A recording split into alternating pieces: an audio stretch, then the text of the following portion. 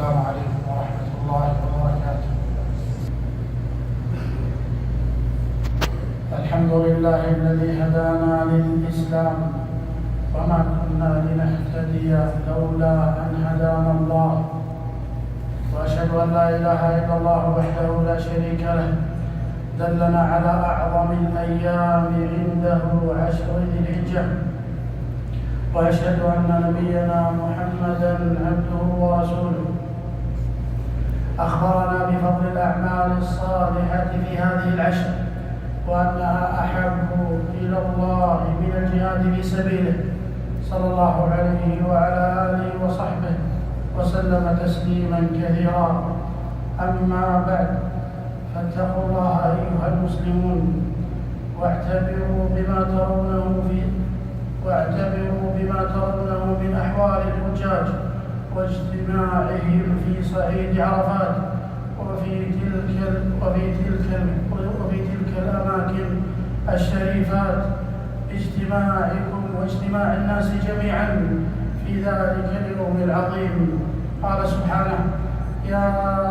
قال سبحانه في صدر سورة الحج: يا أيها الناس اتقوا ربكم إن زلزلة الساعة شيء عظيم، يوم ترونها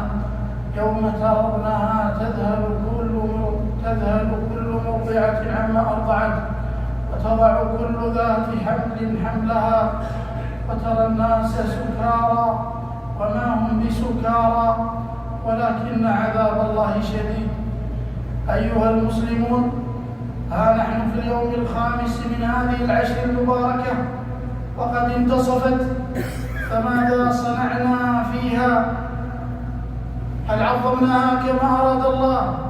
ومن يعظم شعائر الله فإنها من تقوى القلوب. هل أكثرنا فيها من العمل الصالح الذي يحبه الله الخالص لوجهه وعلى سنة رسوله صلى الله عليه وسلم؟ هل عظمنا هذه العشر بالبعد عن المعاصي والآثام، ونحن في هذا الشهر الحرام وفي هذه الأيام العظمى منه؟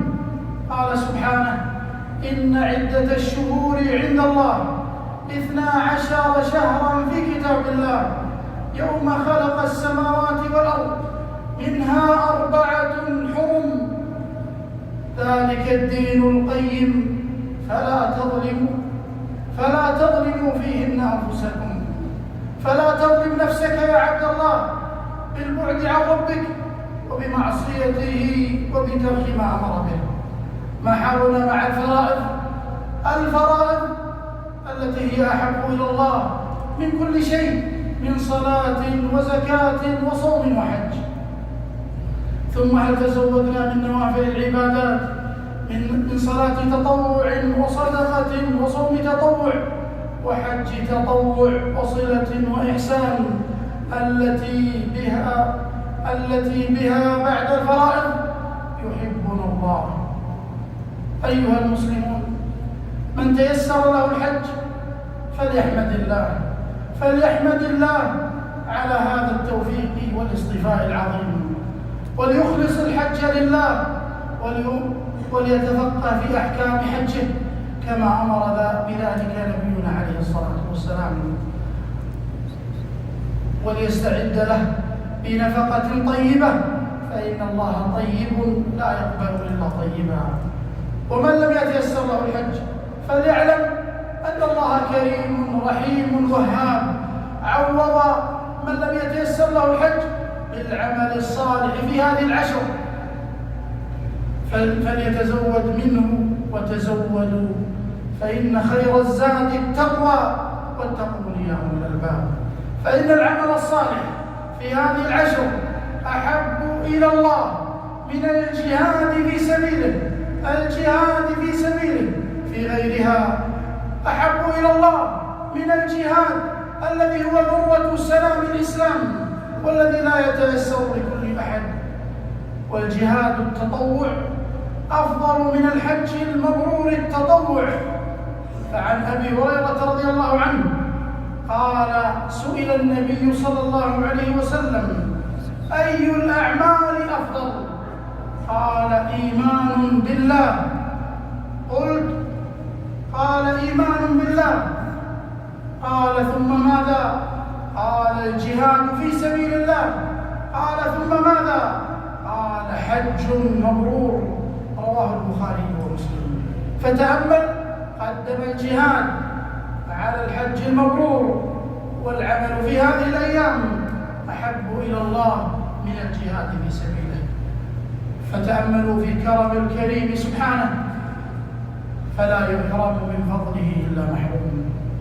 أيها المسلمون، من لم يتيسر له الصيام فيما سبق من الأيام فلا يفوت ما يستقبل، وإن كان عليه قضاء فليبدأ بالقضاء، فكان عمر رضي الله عنه يحب القضاء في هذه العشر، حتى إذا كان يوم عرفة وليس عليه قضاء نال فضله، كما قال النبي صلى الله عليه وسلم في يوم عرفة في صومه: قال: أحتسب على الله أن يكفر السنة التي قبله والسنة التي بعده. رواه مسلم. فما أعظمه من فضل صيام يوم واحد بتكفير سنتين وهو نافلة، فكيف بأجر الفرائض والقضاء؟ ثم بعد يوم عرفة يأتينا يوم النحر الذي هو أعظم الأيام عند الله، كما أخبر النبي عليه الصلاة والسلام: يوم عيد الأضحى وهو العيد الأكبر، وهو أعظم وأفضل من عيد الفطر، فعظموه كما عظمه الله، ومن تعظيمه يحرم صيامه، ولكن فيه عبادة عظيمة داوم عليها نبينا عليه الصلاة والسلام وأمر بها، وهي ذبح الأضاحي لله تعالى، فلا يحرم المسلم نفسه من أجرها العظيم وهو قادر على ذلك، بل لو استدان لأجلها إذا كان يستطيع السداد فإنه مأجور على ذلك. قال سبحانه: لن ينال الله لحومها ولا دماؤها ولكن يناله التقوى منكم كذلك سخرها لكم لتكبروا الله على ما هداكم وبشر المحسنين. والأضحية سنة عن الأحياء والأموات تبعا لهم، إلا إن كان وصية من ميت من ماله، ولذا فقد ضحى نبينا عليه الصلاة والسلام عن نفسه وعن أهل بيته، فلكل بيت مستقل أضحية مستقلة. وينبغي للمسلم أن يختار أفضل الأضاحي وأسمنها وأجملها عند الله، وليتجمل عند ربه أعظم من تجمله عند ضيوفه من البشر. وينتبه المسلم للسن المعتبرة فيها، وهي 6 أشهر فأكثر للضأن، وسنة للماعز، وسنتان للبقر، و5 سنوات للإبل، لا يجوز ما هو أصغر من ذلك. والحذر من العيوب التي حذر منها النبي عليه الصلاة والسلام، وما أشد منها فهو أعظم ألا تصح الأضحية به، وما كان دون ذلك فيكره، وكلما كانت أحسن فهو أعظم أجرا. فعن البراء بن عازب رضي الله عنه قال: سمعت رسول الله صلى الله عليه وسلم يقول: لا يجوز من الأضاحي العوراء البين عورها، والعرجاء البين عرجها، والمريضة البين مرضها، والعجفاء أي الهزيلة التي لا تنقي. رواه النسائي وصححه الألباني. بارك الله لي ولكم في الكتاب والسنة، ونفعني الله وإياكم بما فيهما من الآيات والحكمة، وأستغفر الله لي ولكم ولسائر المسلمين، فاستغفروه وتوبوا إليه إنه هو التواب الغفور الرحيم.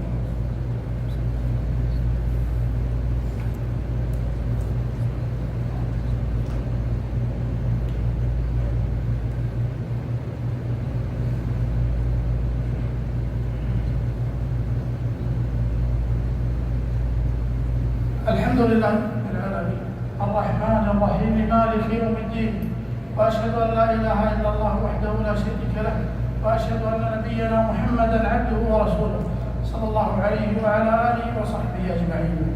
أما بعد، فاتقوا الله عباد الله، وعظموا هذه العشر، واستغلوا ما بقي منها، فما أمامكم خير مما مضى، والأعمال بالخواتيم.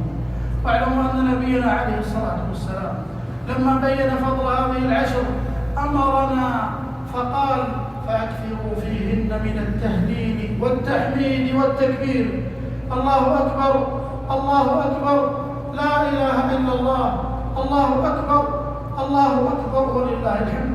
وهي الأيام المعلومات التي ذكر الله جل وعلا في كتابه، فقال: ويذكر اسم الله في أيام معلومات.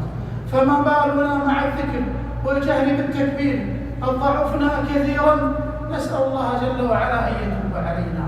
فوالله ليست علامة خير أن يحرم العبد من ذكر ربه الذي أمر الله جل وعلا به، فقال: فاذكروني أذكركم.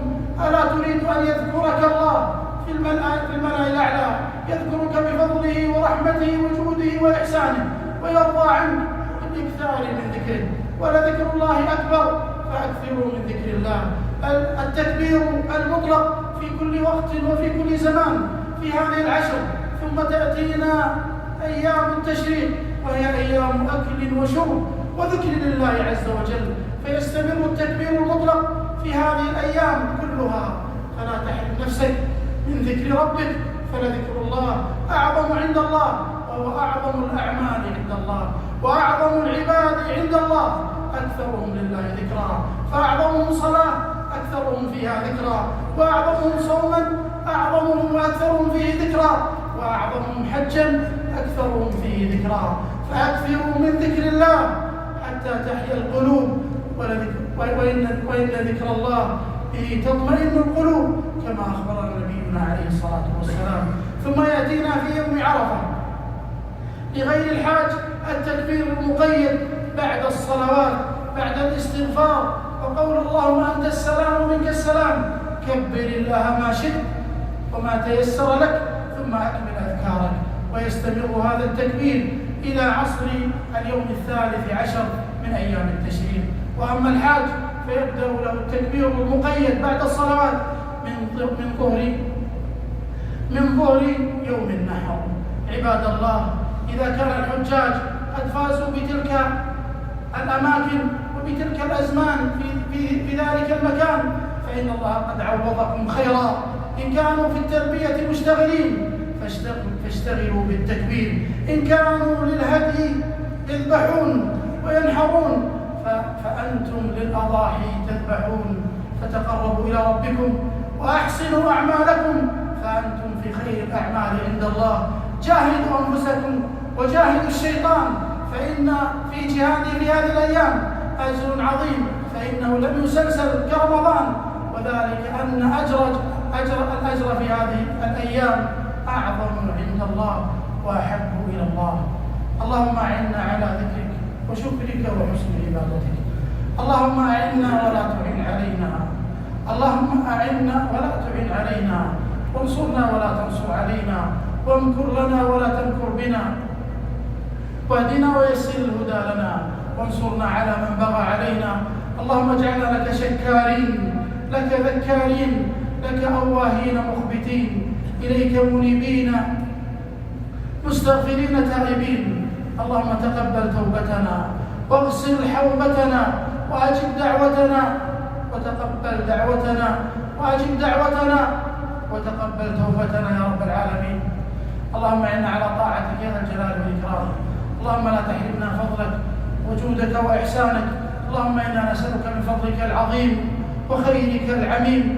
اللهم إنا نسألك من فضلك ورحمتك، فإنه لا يملكها إلا أنت.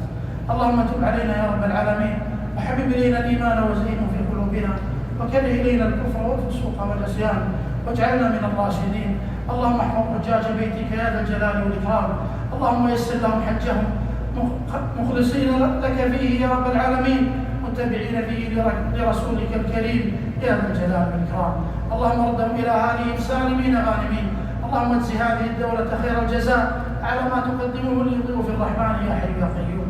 اللهم وفق ولاة أمرنا لما تحب وترضى واجزهم خير الجزاء يا ذا الجلال والإكرام. اللهم وفق كل من خدم حجاج بيتك يا ذا الجلال والإكرام، وارزقهم نية صالحة وعملا مقبولا يا حي يا قيوم. اللهم اغفر لنا ولوالدينا وارحمهما كما ربونا صغارا. ربنا هب لنا من ازواجنا وذرياتنا قرة اعين واجعلنا للمتقين اماما. ربنا اجعلنا مقيمين للصلاة ومن ذرياتنا. ربنا وتقبل دعاء. ربنا اتنا في الدنيا حسنة وفي الآخرة حسنة وقنا عذاب النار. يا مقلب القلوب ثبت قلوبنا على دينك.